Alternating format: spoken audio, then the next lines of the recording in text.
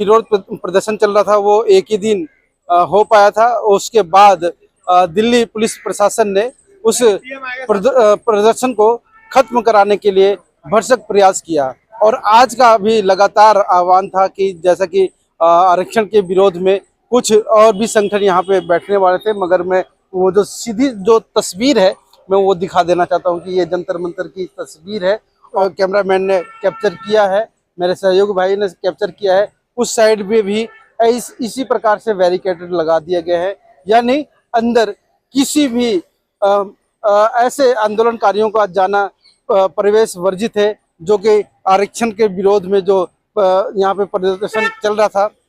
और आज ये पूरा जंतर मंतर खाली करवा दिया गया है। तो साथियों नमस्कार, मैं संतोष कुमार अम्बेश। इस वक्त मेरे साथ में खास मेहमान जो कि SC/ST employees welfare association BSNL यानी सेवा के जो चीफ पैटर्न हैं एनडी राम जी, वो हमारे साथ में हैं। और ज़्यादातर SC/ST और माइनॉरिटी और OBC को लेकर के जो संगठन कार्य कर रहा है, मगर वर्तमान में जो स्थिति और परिस्थिति जो चल रही है, जिस प्रकार से SC/ST में जो वर्गीकरण की बात हो रही है और वर्तमान में जो अब तत्काल में आरक्षण के ऊपर कुराघात पहुंचाया जा रहा है, तो उस पर हम तमाम सवालों के साथ में हम बातचीत करेंगे। आपका स्वागत है आवाज़ भारत टीवी में। बहुत बहुत धन्यवाद संतोष जी। और मैं आपके चैनल आवाज़ भारत जो है, इसको भी मैं बहुत धन्यवाद देना चाहता हूं। आपका चैनल बहुत अच्छा काम कर रहा है। जो भी वर्तमान की जो भी घटनाएं होती है, आप बहुत अच्छा कवर करते हैं। मैं देखता रहता हूं, मैं आपको फॉलो करता हूं, तो उसके लिए मैं आपको बहुत बहुत बधाई देना चाहता हूं कि आप और आगे बढ़ें। आप जैसे निष्पक्ष पत्रकार की देश में बहुत ज़रूरत है, और आपके जैसा जो चैनल है, ऐसे चैनल की बहुत ज़रूरत है। क्योंकि बहुत बहुत शुक्रिया आपका। सीधे हम सवालों पे आते हैं कि जिस प्रकार से मतलब कि आप दलित शोषित वंचितों की आवाज़ उठाते आ रहे हैं, जिस प्रकार से अब आरक्षण पर कुराघात पहुंचाया जा रहा है, तो उस पर क्या कहना है? देखिए, आरक्षण पे जो आघात पहुंचाने की कोशिश कर रहे हैं, मैं तो ये कहूँगा कि वो नासमझ लोग हैं। वो नासमझ लोग हैं, नादान लोग हैं, और उनको कुछ भी जानकारी नहीं है आरक्षण के बारे में। आरक्षण जो है, हम लोगों ने आरक्षण नहीं लिया, हमने आरक्षण नहीं मांगा, और ना हमारे समाज के किसी लोगों ने आरक्षण मांगा। आरक्षण तो हम पे थोपा गया, आरक्षण थोपा गया था। हम सभी के मसीहा, आधुनिक भारत के निर्माता, भारतीय संविधान के रचयिता बोधिसत्व बाबा साहब डॉक्टर भीमराव अंबेडकर ने जब अंग्रेजी शासन काल में, जब अंग्रेजों से जब बातचीत हुआ देश की आज़ादी के समय, आज़ादी से पहले, तो बाबा साहब डॉक्टर अंबेडकर ने गोलमेज कॉन्फ्रेंस के माध्यम से जहाँ के अपनी बात उन्होंने रखी थी 3 गोलमेज कॉन्फ्रेंस में। तो तीसरे गोलमेज कॉन्फ्रेंस जो 1932 में 18 अगस्त 1932 में जो साइन हुआ था, उसमें तो बाबा साहब डॉक्टर अंबेडकर ने वहाँ से वो एग्रीमेंट हुआ था, उसमें ये था कि हमारे लिए स्पेशल प्रिविलेज था, वहाँ पे हमारे लिए एक अलग व्यवस्था की बात थी, और हमारे लिए, हमारे समाज के लिए एक डबल वोटिंग का अधिकार था, हमारे लिए एक सेपरेट इलेक्टोरेट था।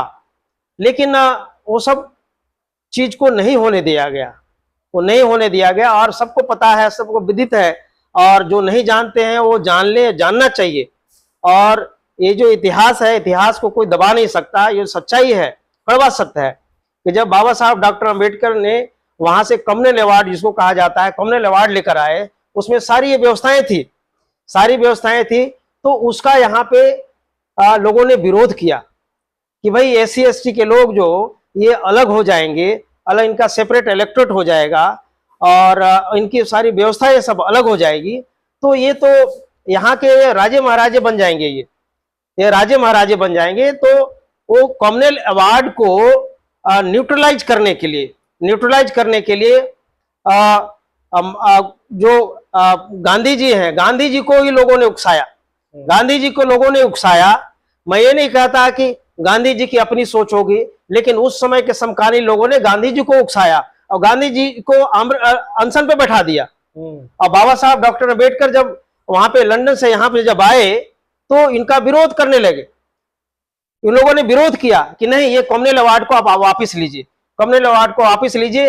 ये जो एससी जो उसमें अछूत वर्ग कहा जाता था, ये हमारा अभिन्न अंग है, हमारा जो ये हिंदू का अभिन्न अंग है। इसमें जो जाति व्यवस्था है इसको हम खत्म करेंगे, और लेकिन आप इसको वापस लीजिए। और ऐसा होगा तो जो भी अभी जो एससी एसटी कहते हैं, एससी एसटी अलग हो जाएंगे। तो बताइए, आज 30% एससी एसटी है, 30% एससी एसटी लोग अलग हो जाते तो यहाँ पे हिंदुओं में बचता क्या बचता है यहाँ पे। तो इस तरह से उकसाया गया और इस तरह से ऐसा लास्ट में मजबूर किया गया। और उसके बाद 24 सितंबर 1932 को एक एग्रीमेंट साइन हुआ, जिसको मैं ये कहना चाहता हूं कि वो काला दिन था जिसको पूना पैक्ट कहा जाता है। और पूना पैक्ट में ये बाबा साहब डॉक्टर अंबेडकर मजबूर हो गए और मजबूर होकर के लोगों ने मजबूर किया। जो आज जो विरोध कर रहे हैं, ऐसे मानसिकता वाले लोगों ने उस समय मजबूर किया बाबा साहब को, और बाबा साहब को फिर एग्रीमेंट साइन करना पड़ा। और उसमें बाबा साहब ने नहीं मांगा, उसमें गांधी जी ने कहा, और उस समय जो भी लोग थे वहां पे उन लोगों ने कहा कि हम बिल्कुल जाति पाति को हम खत्म करेंगे। छुआछात की व्यवस्था जो है जाति के आधार पर, उसको हम खत्म करेंगे। और आपको हम ये जो रिजर्वेशन देते हैं और इससे आपके लिए एजुकेशनल रिजर्वेशन, आपका पॉलिटिकल रिजर्वेशन, ये सब सारी आपके हो गए। इससे आपका समाज आगे बढ़ेगा। लेकिन आप देखिए कि आज आजादी के इतने साल बाद भी, और वो जो 32 में समझौता हुआ, अभी अब 26 में हम यहाँ पे हैं, 26 में हैं, और करीब करीब यहाँ पे मतलब 90-92 साल का होने के बावजूद भी आप देखिए अभी भी श्मशान घाटों में भी छुआछूत किया जा रहा है। श्मशान घाट पे भी छुआछूत किया जा रहा है कि नहीं, यहाँ पे दलित यहाँ पे नहीं जलाया जाएगा, दलित वहां जलेगा। अभी भी इतने सालों बाद भी छुआछूत किया जा रहा है, वो खत्म नहीं हुआ। और आजादी के बाद भी देखिए कि हमें उस समय जो आरक्षण जो मिला है, हमारे कितने लोग आगे बढ़े हैं, कितने 2% हार्डली आगे बढ़े हैं, 2% बढ़े हैं। लेकिन आरक्षण के अभी भी इन टोटल लागू नहीं हुआ। आप देखिए हमारा रिप्रेजेंटेशन कहाँ है, हमारा रिप्रेजेंटेशन क्लास 1 में कहाँ है। हमारा क्लास 1 में आप ज्यादा हार्डली 5-6% रिप्रेजेंटेशन है। अभी सारी पोस्टें खाली हुई है। उसी तरह क्लास 1, क्लास 2 में भी खाली है। मैं क्लास 1 ऑफिसर से रिटायर किया वहां पे। अब यहाँ पे हमें तो एग्जीक्यूटिव कहा जाता है, क्योंकि पीएसयू बीएसएनएल था, बन गया। हम डीओटी के जमाने में आए एज ए गजेटेड ऑफिसर, लेकिन हम यहाँ पे एज ए एग्जीक्यूटिव रिटायर किए। लेकिन जो रैंक होता है उसके मुताबिक हम क्लास 1 ऑफिसर हम रिटायर किए। अब देखिए यहाँ भी सीटें भरी नहीं गई है, यहाँ भी सीटें हर डिपार्टमेंट, पूरे देश के अंदर में लाखों सीटें खाली हैं। आजादी के इतने साल बाद भी ये है मानसिकता, और ये है जातिवादी मानसिकता के कारण ये आज भी सीटें खाली है। और उसी तरह ग्रुप सी में भी खाली है। ग्रुप डी में भी लोग हमारे नहीं हैं, लेकिन ग्रुप डी में दिखाया जाता है, और मुझे भी लगता है कि उसमें है। कहां से है कि ग्रुप डी में जो एक बहुत बड़ा हमारा सेक्शन है, हमारे भाई बंधु जो सफाई कर्मचारी का काम करते हैं, वहां तो कोई दूसरा आता नहीं। वहां पे रिजर्वेशन क्यों नहीं देते? अगर रिजर्वेशन देना है तो ये सफाई कर्मचारी उसमें रिजर्वेशन दे, उसमें सफाई के कामों में लगाएं। वहां पे रिजर्वेशन कोई मांगता नहीं कि हमें रिजर्वेशन दो, वहां पे वो नहीं मांगते, वहां पे हमारे लोग हैं, तो ये नजर आता है। तो मैं ये कहना चाहता हूं कि आरक्षण का जो विरोध कर रहे हैं, वो आरक्षण का विरोध करने वाले नासमझ लोग हैं, नादान लोग हैं। उनको समझना चाहिए कि उनके पूर्वज महात्मा गांधी जी को मानते हैं ना, वो उनके पूर्वज हैं, उन्होंने ही दिया है। बाबा साहब डॉक्टर अम्बेडकर ने नहीं मांगा है। आप कहीं भी देखिए, कहीं उठा कर देखिए, एविडेंस इतिहास को खंगालिए कि बाबा साहब डॉक्टर अम्बेडकर ने आरक्षण को कभी नहीं मांगा, कभी नहीं। हमें ये थोपा गया, हमारे ऊपर हमें थोपा गया है, हम पे थोपा गया है। और आरक्षण अब दे ही दिया है तो आरक्षण रहनी चाहिए। क्यों आरक्षण आया कैसे? आरक्षण आने का आधार जाति व्यवस्था है। जाति व्यवस्था के कारण ये दिया गया। जाति व्यवस्था के कारण जो हजारों साल से हमारे समाज के लोग को प्रताड़ित किया गया, सताया गया है, पीछे धकेला गया, पीछे किया गया है, हमारे सारे प्रोग्रेस रुक गए। ना तो हमें बोलने का अधिकार था, ना तो हमें अपने घर में रहने का अधिकार था, ना तो संपत्ति रखने का अधिकार था, ना तो शासन में अधिकार था, ना तो पढ़ने पढ़ाने का अधिकार था। हमारे पास कुछ भी नहीं था, कुछ भी नहीं था। ये जाति व्यवस्था के कारण, जाति व्यवस्था के कारण हम पीछे रहे। तो इसलिए जब तक जाति व्यवस्था रहेगी, जब तक जाति व्यवस्था रहेगी, तब तक ये आरक्षण रहेगा, रहना चाहिए। अगर जो आरक्षण के विरोध करने वाले लोग आरक्षण का विरोध कर रहे हो, आपको यह सोचना चाहिए इसका जड़ जो है जाति व्यवस्था है। अगर आपको खत्म करना है तो आरक्षण को मत खत्म करो, आरक्षण का जड़ जाति व्यवस्था है। जाति व्यवस्था को खत्म करो और उसके लिए आंदोलन करो। हम तुम्हारे साथ हैं, हम तुम्हारे साथ आएंगे। मगर कहीं ना कहीं उनकी तरफ से जो स्वर्ण कुछ जो आरक्षण के पीछे पड़े हुए हैं, जो खत्म करवाना चाह रहे हैं, आंदोलन कर रहे हैं, उनकी तरफ से तो ये है कि आप लोग काफी ऊंचे हो गए हो और आप लोग मतलब पढ़ लिख करके सक्षम हो गए हो, अमीर हो गए हो, अब तो IAS PCS डॉक्टर और साइंटिस्ट बनना शुरू हो गए हो, तो आरक्षण तो छोड़ देना चाहिए। तो वही मैं पहले बताया कि कितने लोग आगे बढ़े हैं, कितने लोग आगे बढ़े हैं। हार्डली 2% लोग बढ़े हैं। लेकिन दूसरी बात, इससे अलग एक दूसरी बात है कि हमारे आर्थिक स्थिति में 2% लोगों की आर्थिक स्थिति में सुधार हुआ है, ये मैं मानता हूं। लेकिन हमारे सामाजिक जो बराबरी है, सामाजिक बराबरी वो नहीं है। सामाजिक गैर बराबरी आज भी बरकरार है, आज भी बरकरार है।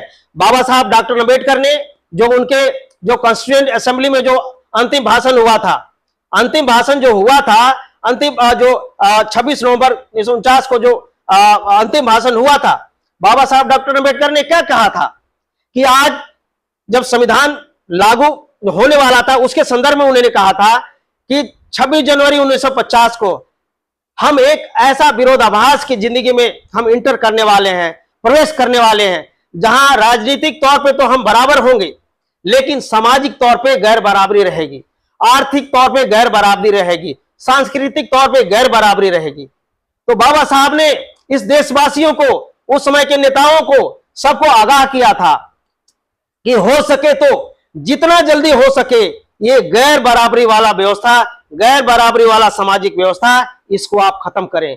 क्योंकि अगर समाज में अगर बराबरी नहीं आएगी, गैर बराबरी बनी रहेगी, ये राजनीतिक बराबरी का कोई मायने नहीं रखता, कोई मीनिंग नहीं रखता है।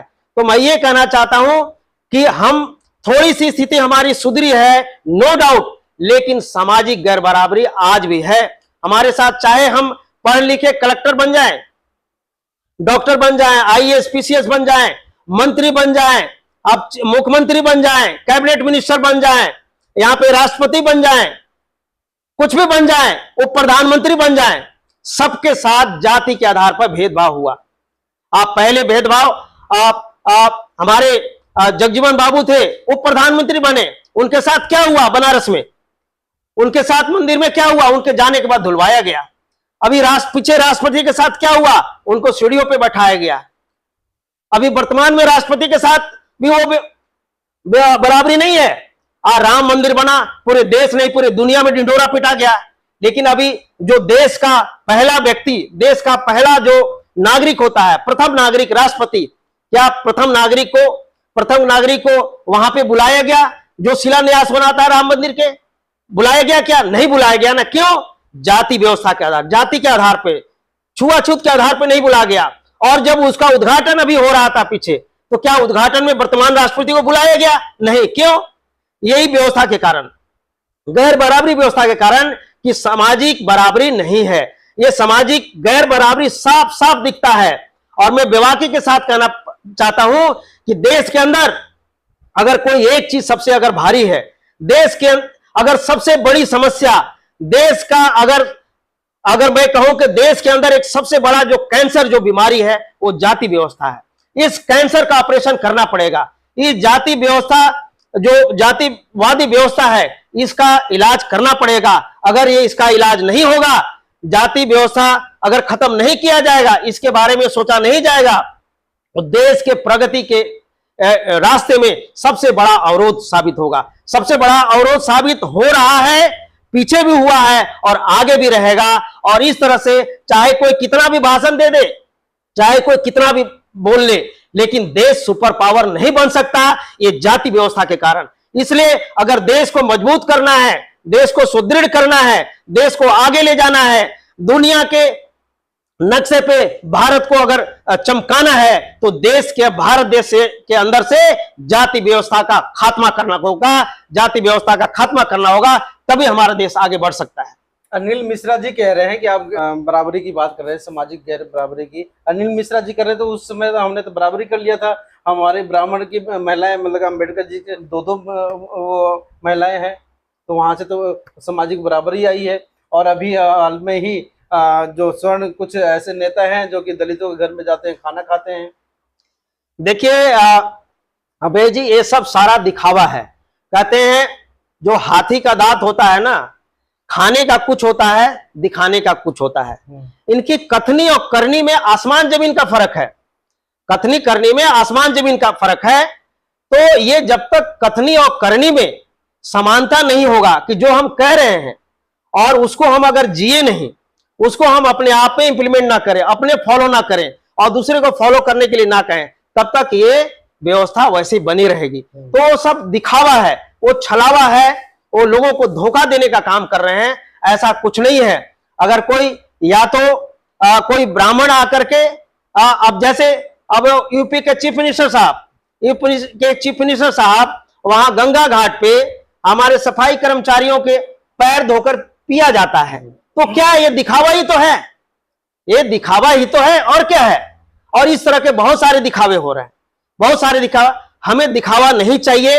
हमें सही माने में हम भी एक इंसान हैं, हम भी इंसान हैं, आपके तरह ही हैं। हमारे में 2 हाथ, 2 पैर, 2 आंख, 1 मुंह, 2 नाक, 2 कान हमारे भी हैं। और हम में आप में कोई फर्क नहीं है। फर्क आप लोगों ने बनाया है। आप बताइए ये जाति व्यवस्था कब आई? जाति व्यवस्था कहां से आई? क्या कोई ऊपर वाले ने भेजा? क्या कोई भगवान ने जाति व्यवस्था बनाया? इंसानों ने बनाया ना। ये जाति व्यवस्था तो इंसानों ने बनाया। तो इंसान ने बनाया तो इंसान को ही खत्म करना चाहिए। खत्म कौन करेगा? जो पावर में है, जो पावर में, वो खत्म करेगा। जैसे अभी ओबीसी का आरक्षण दिन रात में लागू हो गया।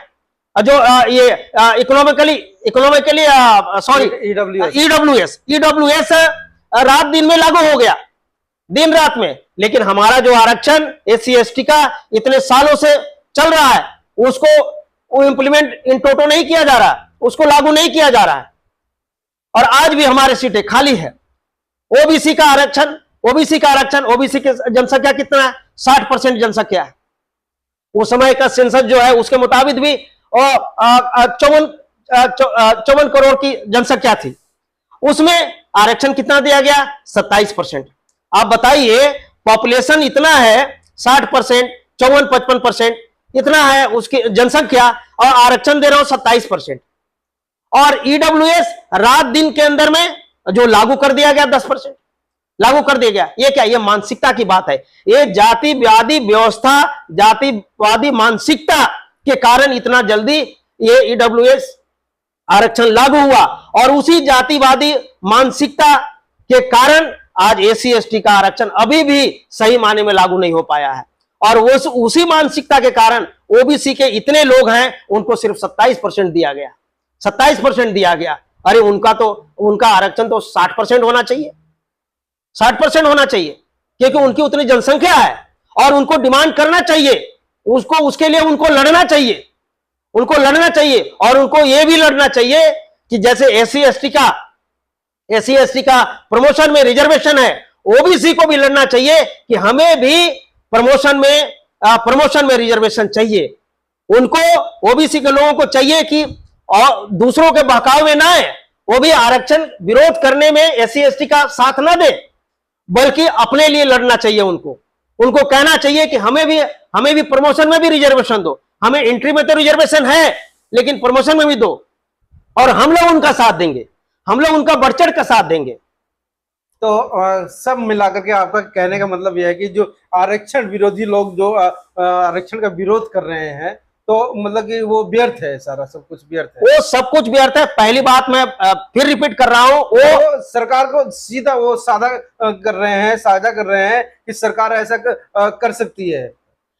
वो वैसा सोच रहे हैं, लेकिन मैं समझता हूं कि अभी जो सरकार है, सरकार अभी बहुत पीछे परिस्थितियां ऐसी बनी है और सरकार को भी सोचने के लिए वो मजबूर किया गया है कि सरकार सही दिशा में चले। तो मैं समझता हूं सरकार जो है ये कुछ लोग जो आरक्षण का विरोध करने के लिए ये ऐसे तड़फड़ा रहे हैं, सरकार उनकी बातों में नहीं आएगी। सरकार इतना समझती है और समझना भी चाहिए और किसी के बहकाव में नहीं आना चाहिए कि आरक्षण जो है एससी एसटी के लिए एक जिंदगी और मौत का सवाल है। आज जो भी देश के अंदर में एससी एसटी के जिंदगी में, समाज में जो भी परिवर्तन आया, इसके कारण आया है। अगर खत्म करना है तो मैं तो कहता हूं वो लोग भी खत्म करे और सरकार भी खत्म करे। सरकार को भी चाहिए कि जातिवादी व्यवस्था को खत्म करने के लिए वो काम करे कि ना तो रहेगा जातिवाद, ना तो रहेगी जाति, ना तो देना पड़ेगा आरक्षण। जाति का कहीं से भी कॉलम ही हटा दो, वो कौन किस जाति का है कॉलम ही हटा दो। जाति क्यों लिखते हो? मेरा नाम है एनडी राम, मैं अगर कहूं सिर्फ नंददेव कहूं, मैं सिर्फ एनडी कहूं तो पता नहीं चलता है। लेकिन मैं एनडी राम कहूं तो तुरंत पकड़ने वाला पकड़ता है, कह रहे ये तो एससी एसटी का होगा, एससी एसटी का, और उनका व्यवहार बर्ताव उसके मुताबिक हो जाता है, उसके मुताबिक हो जाता है। कहीं पे उसी तरह किसी और का नाम हो, किसी और का नाम, उसके नाम के सामने अगर सरनेम लग रहा है तो उसके साथ व्यवहार उसके मुताबिक हो जाता है। उनको जी लगा लगा कर बोलने लगते हैं। इसीलिए बाबा साहब डॉक्टर अम्बेडकर ने इसीलिए जो उन्होंने एक घोषणा किया था 1935 में, व्यवस्था पे, इस सामाजिक व्यवस्था से जो अव्यवस्था से, असामाजिक व्यवस्था से तरस खाकर बाबा साहब ने घोषणा किया था और उसके बाद उस तरह से उसको अमली जामा बाबा साहब डॉक्टर ने पहनाया और अपने जीवन काल में उन्होंने पूरा प्रयास किया कि देश के अंदर से जाति व्यवस्था खत्म हो जाए। जब वो खत्म होते नहीं दिखा बाबा साहब डॉक्टर अम्बेडकर को, तो बाबा साहब ने ये खुलेआम सबको कहा, आह्वान किया, करे जाति व्यवस्था को अगर खत्म नहीं कर सकते तो कम से कम तू सरनेम को तो खत्म कर दो, सरनेम को खत्म कर दो। क्योंकि आज सरनेम देख करके ही पता चलता है जाति का, कौन किस जाति का है और उसके मुताबिक लोग व्यवहार करते हैं। तो अगर जाति को नहीं खत्म कर सकते तो कम से कम सरनेम को खत्म करें। ना तो सरनेम खत्म हुआ, ना तो जाति खत्म हुई। तो भाई मैं तो ये कहना चाहता हूं, अमेश जी आप आए हैं, मेरे से वार्ता कर रहे हैं, मैं तो सबको ये खुलेआम कहना चाहता हूं, सभी बुद्धिजीवियों को, सभी देशवासियों को, सभी नागरिकों को, सभी पॉलिटिशियंस को, सभी लीडर्स को, सभी बुद्धिजीवियों को कहना चाहता हूं कि अगर आरक्षण देश के हित में नहीं है तो उसका जिम्मेवार जाति व्यवस्था है। अगर इसको खत्म करना है तो जाति व्यवस्था को कुचल डालिए, जाति व्यवस्था को खत्म करिए। ये आरक्षण तो एक पेड़ का एक टहनी की तरह है, जड़ जो है जाति व्यवस्था है।